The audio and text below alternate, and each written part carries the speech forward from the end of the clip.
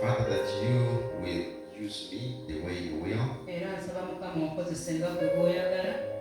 so that whatever is coming out of me will glorify you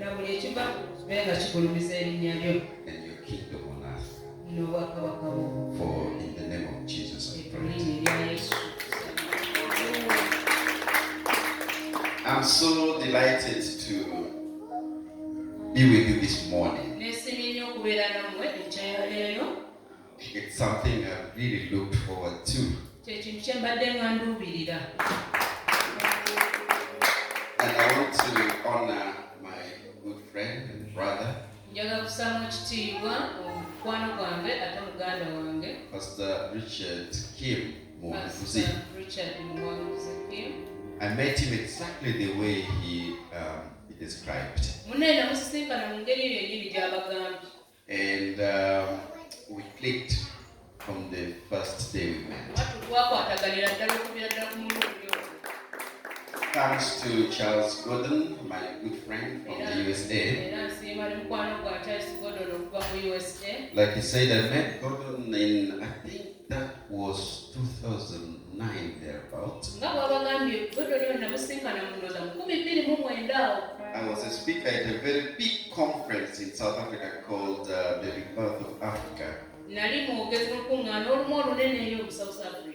And I was also being awarded the prize for my stance on integrity issues. You know, when the whole continent is honoring you, it's something not.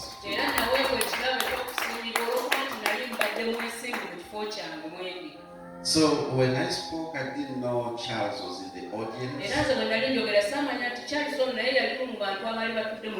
And you know, after you've made a speech, I mean, a good teaching, a lot of people come to greet you and say things, and so you don't take note of everyone. And you actually don't know how you have impacted the people. Yes. So Gordon was one of those who came and greeted me, and I didn't little did I know that I really spoke his heart and impacted him. And he had always looked for opportunity to meet me.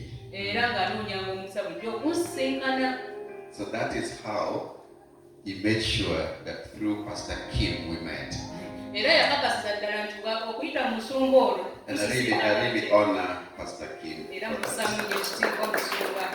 I remember the day we met, the guy gave me something which nobody should do.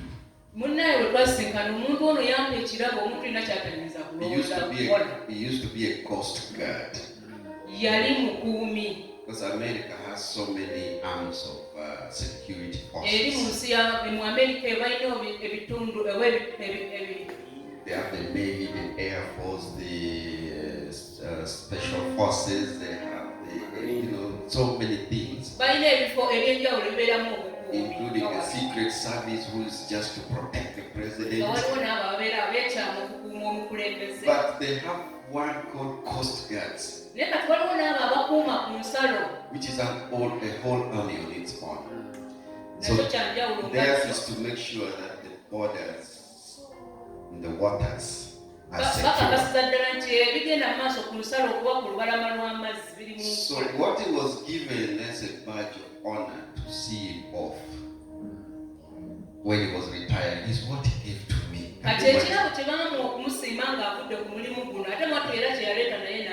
That humbled me so much. So today I stand before you as somebody who I don't know even how to describe myself. I'm a former political leader as a member of parliament. I've also been a continental leader in the area of students.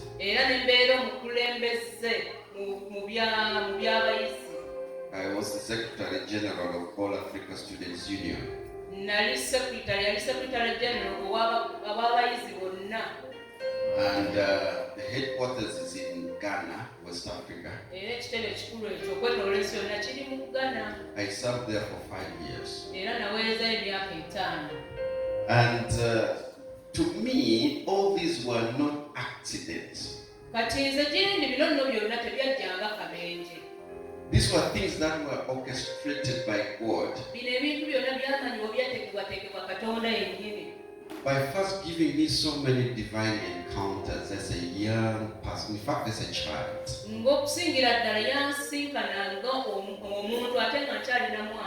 You know, before God uses you, He will prepare you. And before preparing you, He will give you an encounter that will leave you in no doubt that He has called you for a specific purpose. In my case, I encountered God when I don't think I was even a teenager yet. Around P5, where God told me very clearly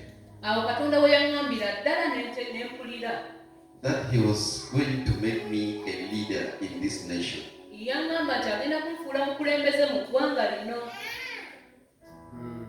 To a young mind, it didn't really make sense. And He said, I am going to take you up to Makerere University. That was a time when the only university in Uganda was called Makerere. So when they're even saying you are going up to university, they say you are going up to Makerere.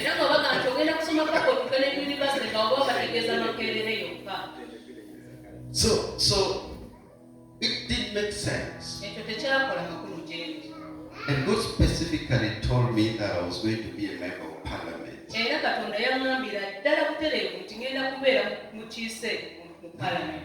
don't know who's in P5 now, if I told them that.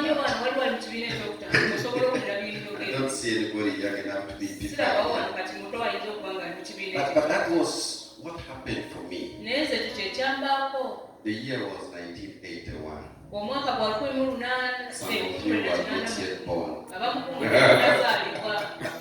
Pastor, what are you saying? I was 9 years to come. You know? So then thereafter, because of what God spoke in my life, but even before that, I think because of the life that I led, I started loving God so much. As a very young child of about I was in P3, 4 then. Nobody told me, but I would get up very early in the morning on Sunday, an Anglican, and run to church very early. I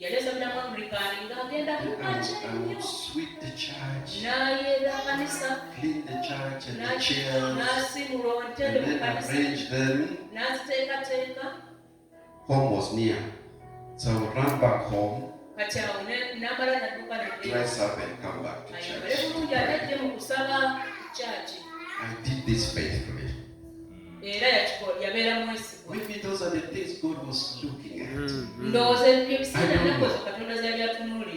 So, long story short,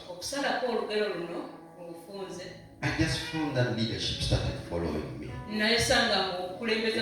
Whether I want it or not, wherever I am, people see me as the automatic leader. Sometimes I embrace it. Sometimes I accept. Most times I refuse. but God did not rely on me. naye katonda teyamuvaako. I remember, these leadership things which we sometimes despise, like being a timekeeper. Olaba bino ebyokubeera abakulembeze olina The one who okubiyisaamu comes amaaso with a clock and then byonyoma ebyo you run at the door, wakuuma obudde nga gwelunyenya changing lesson and all that. obwo That's leadership. obukulembeze And prefect and all this. So I found myself everywhere I went, they want me to lead. I went to Comboni College, I was a leader. nekizuula nagenda okwizuula nga buli kifo wengenda baayagala mbeere mukulembeze mbeere mukulembeze. Remember, God told me I was going to Makerere. You remember? ate njukira nti katonda yangambye emabega eri nti nina okugenda e Makerere University. But I couldn't. naye nalisobola. When I sat my exams, bwe natuula ebigezo the byange results came back, ebigezo ne bikomawo and the first list that came out at Makerere, admission list, lunyiriro lwasooka okutuuka my name was there. erinnya lyange lyaliko ku lukalala olwo I was excited. era nekyamukkirira nnyo kwabo abagenzi. I even packed my things from the nze village, nenteeka ebintu byange bulungi came to Lira, negende ready to go to Makerere the following day. neteekateeka ngenda Makerere University. The news came that the list has now arrived at the DEO's office. Those days there were no phones, by the way. kati olukalala Apart from luze those ones, you go to the post office and you ate ebiseera ebyo nagala amasimu ge mulinamu tegaaliwo kati ng'okumanya obubaka oli ogenda ku post office. and from there, era okuva eyo on the notice board, munenyesa nga ndi ku lubatindye my name was not there. wali kubatindye mwattu erinnya lyange teririiko. Oh my God. katonda wange.